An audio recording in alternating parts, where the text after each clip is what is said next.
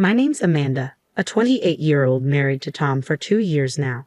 We met back in university and hit it off right away. Unlike most, I opted out of the 9-to-5 grind post-graduation, diving into the world of stocks and foreign exchange trading instead. It's been a lucrative journey, though my folks keep nudging me toward a more stable career path. Thankfully, Tom gets it. He's my rock, always by my side since our college days. Socializing isn't my forte, but with Tom, I can be myself. Family dynamics? Well, mine's a bit distant. They see me as the odd one out, so our get-togethers are fewer these days. Tom's side, on the other hand, is closer-knit, parents and an older brother, Jeff. During our visit to Tom's family to share our wedding news, they bombarded me with questions about my career. Every time, Tom was quick to defend me. Amanda's pursuing her passion, and that's what counts. Jeff, in particular, seemed fixated on my job, probing incessantly. His persistence grated on my nerves, and I finally snapped with a casual remark. I dabble in part-time work. Jeff's smug chuckle followed as he retorted, should have led with that. Job stability's a luxury these days, you know. Jeff's patronizing demeanor grated on my nerves, but I brushed it off. After all, I wasn't marrying him. Tom's constant apologies were enough for me. His support meant the world. Despite Jeff's relentless belittling, it was ironic considering his position as an associate professor at a university. I couldn't help but feel sorry for his students. Now, Jeff was gearing up for his own wedding, and Tom and I were on the guest list. The bride-to-be happened to be the daughter of Jeff's university president. The event boasted a sizable guest list. Marrying into such a prestigious family undoubtedly secured Jeff's future. His arrogance reached new heights as he taunted me once more at the wedding. Having a part-timer as a sister-in-law is embarrassing. No wonder your name's missing from the directory. Perplexed, I glanced at the wedding directory to find my name conspicuously absent. Tom was ready to confront Jeff, but I waved him off. It's fine, Tom. I couldn't care less about formalities, I assured him, diffusing the tension. Jeff's smirk widened as he fired back, exactly, best to stay in the shadows, especially on a day like this. His next directive was even more demeaning. He instructed us not to serve drinks, fearing the inevitable question about my occupation. It would be inconvenient if you had to admit to being a part-timer when guests inquire. Just keep quiet, he declared triumphantly before striding off, leaving us seething. Tom, still seething, struggled to contain his anger. I'm truly sorry for my brother's appalling behavior. Tom's apology was sincere, his eyes betraying a hint of guilt. Unexpectedly, I found myself apologizing as well. I should be the one apologizing. I never intended for you to bear the brunt of his rudeness. My apology seemed to ease Tom's distress, finally coaxing a smile from him. On the day of the wedding, neither of us felt inclined to celebrate Jeff and his new wife. Taking Jeff's advice, we opted to indulge in the lavish spread instead. True to the stature of a university president's daughter's wedding, the food was exquisite, and we savored every bite. The gifts, heavy with anticipation, hinted at opulence. However, our excitement was deflated when we unwrapped a box at home to find a bowl adorned with a portrait of Jeff and his wife. Even Tom, usually patient as the younger brother, couldn't hide his exasperation. This is the last thing we need. I'd rather not have a constant reminder of my brother's face, but we can't just toss it, and it's hardly useful. Yet I saw an immediate solution. The bowl was just the right size and depth for a cat's dish. What if we repurpose it for the cat's food? Would that be disrespectful to your brother? I asked. Tom burst into laughter. It's absolutely perfect for the cat. The thought of my brother and his wife being licked by our feline friend every day is oddly satisfying. With Tom's blessing, the gift bowl found its new purpose as our cat's designated dish.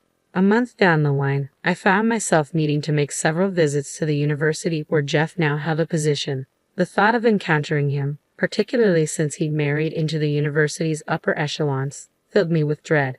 Yet I reasoned I'd be safe enough. The campus was vast, and my business lay in a separate department from his. However, luck was not on my side. Barely setting foot on campus, I collided with Jeff. His expression shifted from surprise to hostility upon spotting me. Hastily, I averted my gaze, hoping to slip by unnoticed. But Jeff had other plans. He stormed over, accusing, "What are you doing here?" I'll have you arrested for trespassing. Jeff's booming voice attracted a swarm of curious students. In their presence, he launched into a tirade, mocking me openly. What's someone like you doing here? Scavenging for a free meal in the cafeteria. My shyness kept me silent, feeling Jeff's amusement.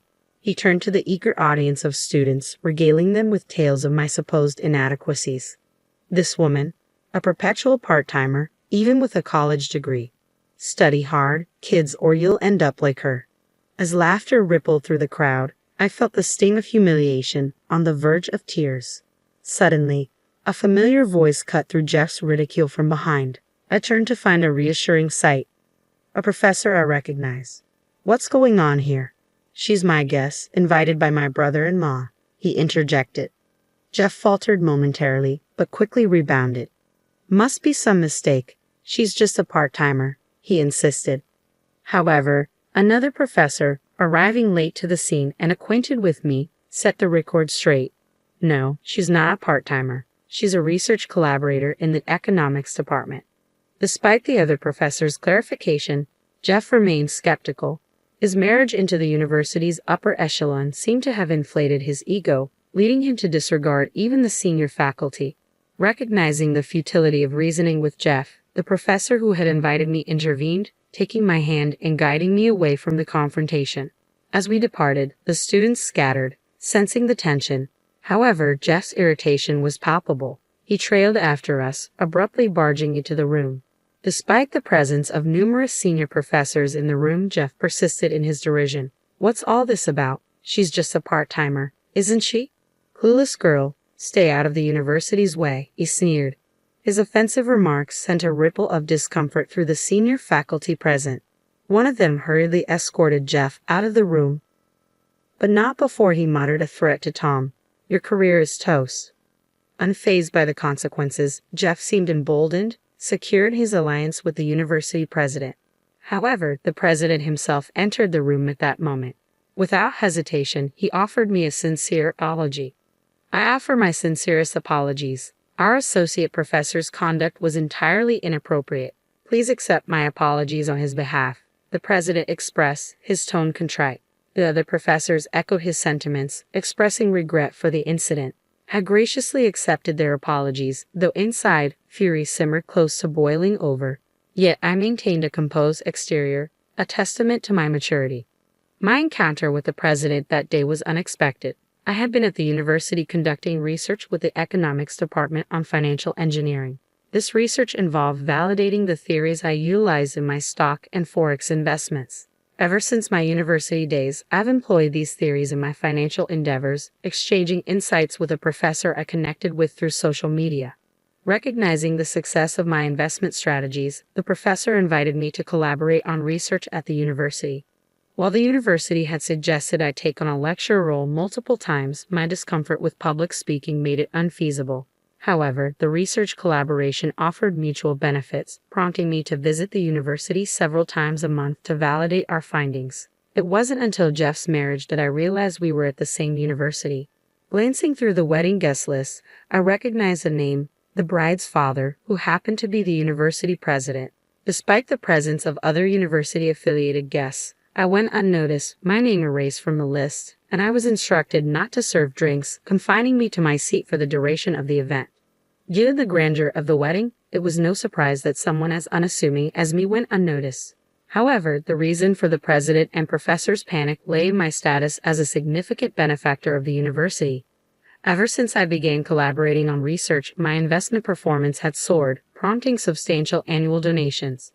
Moreover, the theories I delved into were gaining traction among hedge funds and international investors, further bolstering the university's coffers through donations. For a private university like ours, such financial support is indispensable. Any discord with me could spell disaster. My ire, provoked by Jeff's insolence, might lead to the termination of our research collaboration and subsequent donations, jeopardizing the university's operations significantly. The day's agenda veered away from investment theory discussions. Instead, it was a flurry of apologies from the president and professors, though no resolution was reached. Before departing, I sought a private moment with the president. Did you know that your sister-in-law, the associate professor from earlier, is my brother-in-law, Jeff? I revealed to the president and professors, eliciting surprise from the gathered group. It seemed none had made the connection before. Emboldened by the moment, I decided to share my candid thoughts. Jeff's constant mockery of me raises doubts about his suitability as an educator, I asserted, my frustration evident. It was a rare display of passion from me, given my usual nerves in such situations. Reflecting on it later, I felt a tinge of embarrassment mixed with admiration for my unexpected outburst. Following my departure, it appeared that Jeff's behavior became a subject of concern within the university. His persistent arrogance toward his superiors, even after marrying the president's daughter, had garnered criticism. Moreover, his reputation among students was tarnished. His appointment as associate professor seemed to be a matter of nepotism, linked to his relationship with the president's daughter, inviting further scrutiny. The president, in defending his sister-in-law, inadvertently drew censure upon himself, risking his own position as head of the university. Unaware of the president's disapproval, Jeff's arrogance only seemed to swell. Ignorant of the critique from his most influential supporter, he continued his derisive behavior, targeting me once more upon my return to the university. Back for more, huh? Still playing the part-timer card? Just because you're cozy with the economics professors doesn't give you license to act all high and mighty, Jeff jeered, his words dripping with disdain. It was a bitter pill to swallow, knowing that such rudeness came from an associate professor. The more I endured Jeff's mockery at the university, the more disillusioned I became with its leadership. The president's reluctance to reprimand his own brother-in-law for his arrogance made me question the university's standards. Contemplating ending our joint research became a serious consideration. Each visit to the university felt increasingly futile, with Jeff's taunts adding insult to injury. I found myself tuning out his derision, pondering the merits of discontinuing our collaboration. Lost in my thoughts, I barely registered Jeff's latest jibe until his voice boomed louder than ever. Hey, are you even listening? Or are you too dim-witted to follow a simple conversation? But before I could respond, a commanding voice cut through the air. Jeff, you are the fool, the president's voice thundered, echoing through the room. The president's arrival cast a hush over even the usually brash Jeff, freezing him in place like a statue.